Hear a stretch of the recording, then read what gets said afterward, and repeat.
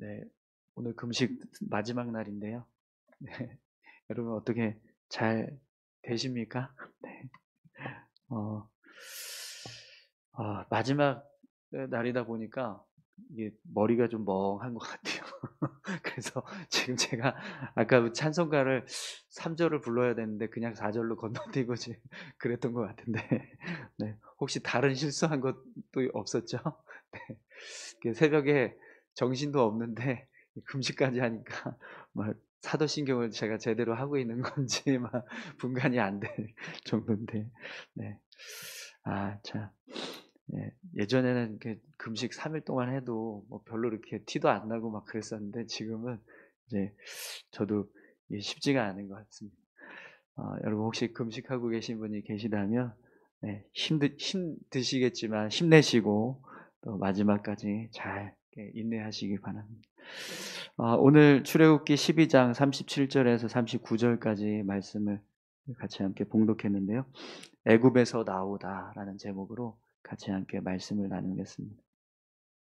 오늘 말씀을 보면 이스라엘 백성들이 출애굽할 당시에 애굽 땅에서 나온 사람들의 모습을 설명해 주고 있습니다. 그런데 오늘 본문 말씀을 보면 이스라엘 백성들이 출애굽할 때 장정만, 유아를 뺀 장정만 60만 명이었다, 이렇게 기록하고 있거든요. 우리 37절을 다시 한번 보겠습니다. 이스라엘 자손이 라암셋을 떠나서 숫곳에 이르니 유아 외에 보행하는 장정이 60만 가량이요. 어, 이스라엘 백성들이 출애굽할 때 남자만 60만 명이 이렇게 출애굽을 합니다. 네. 여기 유아는 남자 유아를 말하는 거거든요. 남자 유아, 그러니까 이스라엘 백성들이 이제 남자 사람을 계수할 때 그 계수하는 대상이 연령이 있었어요. 그 연령대에 미치지 못하는 사람들은 다 그냥 제외시키고 그 연령대 이후부터의 남자만 계수를 하거든요. 근데 그 계수되는 장정이 60만 명이었다라고 기록을 합니다. 여러분, 애굽에 처음 야곱의 가족들이 들어갔을 때 그때 가족 수가 70명이었습니다. 70명이었던 가족이 430년이 지나고 난 이후에 장정만 60만 명이 되었습니다. 여러분, 분명 이것은요, 기적과 같은 성장이라고 할 수 있을 겁니다. 한 가정이 어, 다른 나라로 이주를 해서 그곳에서 생활을 하는데, 아무리 오랜 시간이 흘렀다고 할지라도 한 가정이 이렇게 한 민족을 이루고 한 나라를 이룰 만한 그런 숫자로 성장할 수 있는 것은요, 불가능한 일입니다. 특히 이 애굽에서 이스라엘 백성들은 노예 생활을 했어요. 억압받고 끊임없이 성장하지 못하도록 그런 핍박을 당하고 여러 가지 많은 어려움을 겪었는데도 불구하고 이들이요, 한 민족을 이뤘어요. 한 나라를 구성할 만큼의 인구수로 증가했다라는 거죠. 이것은 분명 기적과 같은 일이라고 할 수 있을 겁니다. 그런데 여러분, 하나님께서 이 모든 일들을요, 이미 야곱이 태어나기도 전에, 야곱의 가족들이 태어나기도 전에 아브라함 시대에 이 모든 일들을 이루시겠다라고 하나님께서 말씀해 주셨습니다. 그래서 이스라엘 백성들이 애굽에 들어가서 430년 동안 노예 생활을 할 건데, 그곳에서 다시 나올 때는 바다의 모래와 같이 하늘의 별과 같이 그렇게 많아질 거다, 그렇게 약속하시는 말씀이 있었습니다.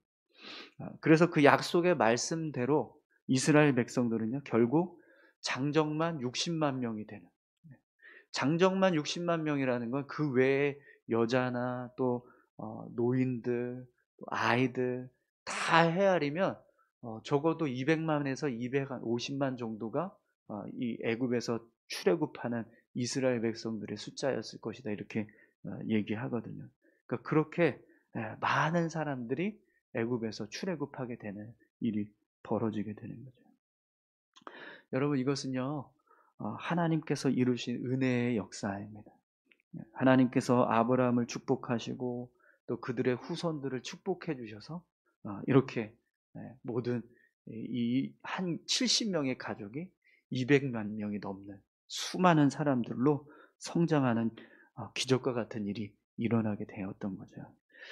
그것처럼 여러분, 우리가 하나님을 붙잡고 삶을 살아갈 때 하나님은요, 우리에게 은혜를 부어주십니다. 하나님께서 이스라엘 백성들을 붙들어 주시고 또 그들을 지켜주셔서 이렇게 결국 놀라운 부흥의 역사를 이루게 하신 것처럼 지금도 하나님을 의지해서 살아가는 자들에게 하나님은요, 은혜 주시고 또 그들의 삶을 세워주시는 줄 믿습니다. 오늘 저와 여러분들이요, 삶을 살아갈 때 이런 하나님의 은혜를 경험할 수 있기를 소망합니다.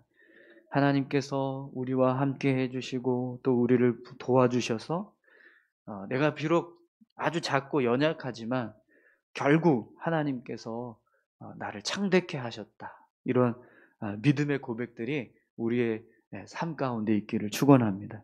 우리 욥기서 8장 7절 말씀 너무나 잘 아는 말씀인데요. 내 시작은 미약하였으나 내 나중은 심히 창대하리라. 아멘. 여러분, 이 말씀이 단지 그냥 성경에만 기록되어 있는 말씀이 아니라 이 말씀을 붙잡고 믿음으로 살아가는 자들에게 이루어지게 하시는 은혜의 말씀인 줄 믿습니다. 사랑하는 성도 여러분, 오늘 이 말씀처럼 욥기서 8장 7절에 이 말씀과 같이 우리의 삶이 하나님의 은혜로 채워져서 하나님께서 더 창대케 하시는 그런 놀라운 축복이 올 한 해 동안 우리의 삶 가운데 있기를 간절히 소망합니다. 또 여러분, 오늘 말씀을 보면 하나님의 은혜로 이렇게 애굽에서 이스라엘 백성들이 출애굽할 때 수많은 잡족과 양과 소와 심히 많은 가축들이 함께 했다, 이렇게 기록을 하고 있어요. 38절을 보겠습니다. 수많은 잡족과 양과 소와 심히 많은 가축이 그들과 함께 하였으며. 아멘. 수많은 잡족이 또 양과 소와 심히 많은 가축이 그들과 함께 했다. 이 말씀은요, 하나님께서 이스라엘 백성들을 단지 그냥 숫자만, 인구만 늘어나게 하신 게 아니라 그들의 가축도 늘어나게 하시고 또 그들의 삶을 돕는 사람들도 늘어나게 하셨다라는 거예요. 하나님께서 이스라엘 백성들을 축복하시니까요, 그들이 비록 애굽에서 노예 생활을 하면서 삶을 살아갔지만 그들의 삶이 이렇게 풍성한 은혜로 채워졌다라는 거예요. 눈으로 사실 애굽 땅에 있을 때는 그게 잘 보이지 않았을 거예요. 그들이 이렇게 하나님께서 은혜를 주시고 자신들의 삶이 이렇게 풍성하게 채워졌다라는 걸 확인하지 못했을 겁니다. 그런데 출애굽을 할 때 그들과 같이 함께 하고 있는 가축들도 보고 또 수많은 사람들을 봤을 때요, 우리가 언제 이렇게 부흥했지? 우리가 언제 이렇게 삶이 풍성해졌지? 이걸 그때 가서 딱 보게 되는 거죠. 여러분, 지금 우리가 살아가고 있는 삶에 혹시 하나님의 은혜가 보이지 않는 것처럼 여겨질지라도요, 언젠가 하나님께서 우리 인생을 축복하셔서 이렇게 이스라엘 백성들이 출애굽할 때처럼 정말 가축도 많이 늘어나 있고 또 그들의 삶을 돕는 사람들도 많이 늘어나 있는 그런 모습으로 우리에게 하나님께서 은혜 부어주셨던 모습들을 우리가 보게 될 줄 믿습니다. 그 은혜를 사모하면서 여러분, 우리가 믿음의 삶을 살아갈 수 있기를 간절히 소망합니다. 지금은 하나님 도대체 은혜 주고 계시는 거 맞나요? 이렇게 보이지 않을 수 있습니다. 그러나 우리가 믿음으로 계속해서 하나님 의지해서 삶을 살아가면 하나님께서 이렇게 채워주셨구나, 이런 은혜를 고백하는 순간들이 우리의 삶 가운데 온다는 거죠. 오늘 저와 여러분들에게도 그런 은혜가 임하기를 간절히 소망합니다. 그래서 여러분, 오늘 본문 말씀을 보면 이스라엘 백성들과 함께하고 있는 이 잡족들 중에는요, 이렇게 하나님의 은혜를 사모해서 결국에는 이스라엘 백성들을 따라서 출애굽한 사람들이 있었습니다. 오늘 본문에는 이 잡족이 누구냐? 이걸 정확하게 설명하진 않아요. 그냥 수많은 잡족들이 함께했다 이렇게 말하지만 그들 가운데는요, 애굽 땅에서 이스라엘 백성들처럼 노예 생활을 하던 사람들도 있었을 거고, 또 우리가 나중에 가서 보겠지만 애굽 사람들도 같이 출애굽을 했어요. 이스라엘 백성들을 노예 삼았던 애굽 사람들까지도 애굽 이스라엘 백성들과 같이 출애굽하는 일이 있었다라는 거예요. 그럼 여러분, 왜 이들이 이 애굽 땅, 이 풍요로운 애굽 땅을 내버려 두고 이렇게 광야로 이스라엘 백성들과 함께 출애굽했을까요? 그 이유는 단 하나입니다. 살아계신 하나님을 경험했기 때문이에요. 10가지 재앙이 임하고 이스라엘 백성들을 지켜주시는 그 모습, 애굽 백성과 이스라엘 백성들을 구분하셔서 재앙이 임하게 하는 모습, 또 애굽의 신들을 하나씩 하나씩 무력화시키면서 살아계신 하나님이 어떤 분이신지를 보여주셨던 그 사건들을 통해서 이 사람들이 하나님을 알게 된 거예요. 살아계신 하나님께서 어떤 분이신지, 이스라엘 백성들이 섬기는 하나님이야말로 참된 신이구나, 살아계신 분이시구나, 이걸 알게 되니까요, 더 이상 애굽 땅에 머무를 수가 없는, 이스라엘 백성들과 함께 같이 가야겠구나, 그래서 같이 출애굽을 하게 되는 거죠. 그런데 여러분, 오늘 본문 말씀을 보면 애굽 사람들이 이스라엘 백성들을 내보낼 때 어떻게 내보냈다고 말합니까? 39절을 한번 보세요. 그들이 애굽으로부터 가지고 나온 발교되지 못한 반죽으로 무교병을 구웠으니 이는 그들이 애굽에서 쫓겨남으로 지체할 수 없었으며 아무 양식도 준비하지 못하였음이었더라. 이스라엘 백성들이 발교되지 못한 반죽을 들고 나왔습니다. 그래서 결국에는 무교병을 구워야 하는 상황이 벌어졌어요. 또 애굽 사람들이 쫓아냈다 이렇게 이야기합니다. 쫓겨나듯이 지체할 수 없으므로 아무 양식도 준비하지 못하고 나왔다 이렇게 지금 기록하거든요. 그러니까 그만큼 급하게 양식도 준비하지 못하고 광야 생활을 대비할 어떤 그런 준비도 없이 급하게 애굽에서 나와야 했다라는 거예요. 그런데도 여러분, 이스라엘 백성들이 출애굽할 당시에 이렇게 수많은 잡족들이 함께 나왔다라는 것은 무엇을 의미합니까? 비록 먹을 양식이 부족하고 또 안락한 삶이 보장되지 않는 모습이지만 그럼에도 불구하고 하나님과 동행하는 것이 유익하다. 하나님과 함께하고 있는 이스라엘 백성들과 함께하는 것이 더 좋다. 이런 고백이 있었기 때문에 그들이 같이 함께 나올 수 있었다라는 거예요. 사랑하는 성도 여러분, 비록 발교되지 못한 우리가 반죽을 들고 나와야 하고 또 애굽에서부터 애굽 사람들로부터 쫓겨나야 되는 그런 상황들이 벌어진다 할지라도 하나님께서 허락하신 자유인의 삶, 노예의 삶이 아니라 자유인의 삶을 살아가는 것이 더 유익한 줄 믿습니다. 애굽에 죽어있는 신들을 섬기는 것보다 이스라엘의 살아계신 하나님을 섬기는 것이 더 유익한 줄 믿습니다. 그것을 이 수많은 잡족들 중에 그걸 깨닫고 이스라엘 백성들과 같이 함께 출애굽한 사람들이 있었다라는 거죠.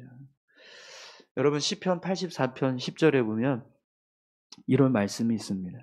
주의 궁전에서의 한 날이 다른 곳에서의 첫날보다 나은즉 악인의 장막에 사는 것보다 내 하나님의 성전 문지기로 있는 것이 좋사오니. 아멘. 여러분, 오늘 저와 여러분들에게도 이런 믿음의 고백이 있기를 소망합니다. 하나님, 비록 먹을 양식도 없고 또 광야로 나아가야 하지만 하나님이 인도하시는 길을 따라가는 것이 더 좋습니다. 수백 년 동안 삶을 살아왔던 터전을 버리고 광야로 나아가야 하지만 하나님께서 함께 하시는 길이 더 좋습니다. 오늘 저와 여러분들에게 이런 믿음의 고백들이 있었으면 좋겠습니다. 하나님, 비록 내가 금식하면서 아무것도 먹지 못하고 3일을 견디고 있지만 하나님께서 말씀해 주시는 그 말씀이 더 답니다. 육신은 배고프지만 영혼이 채워지고 있는 그 은혜가 더 크고 감사합니다. 이런 고백을 가지고 우리가 삶을 살아갈 수 있기를 간절히 소망합니다. 여러분 오늘 하루도 우리가 그렇게 하나님의 은혜를 고백하면서 하나님의 은혜를 사모하면서 하나님과 동행하는 삶을 살아가시기를 바랍니다. 우리 다 같이 함께 기도하겠습니다. 함께 기도하실 때 이스라엘 백성들을 축복하셔서 그들을 성장하게 하신, 부흥케 하신 하나님, 그 하나님의 은혜가 오늘 우리의 삶 가운데 임하게 해달라고, 그 하나님의 은혜를 사모해서 더 하나님과 함께 하기를 소망하는 그런 간절한 그런 사모함이 우리의 마음 가운데 부어지게 해달라고 우리 다 같이 함께 기도하길 원합니다. 함께 기도하겠습니다. 살아서 역사하시는 아버지 하나님 감사합니다. 아버지 하나님, 이스라엘 백성들을 축복하시고 저들을 부흥케 하신 하나님의 모습을 봅니다. 70명의 가족이 장정만 60만 명이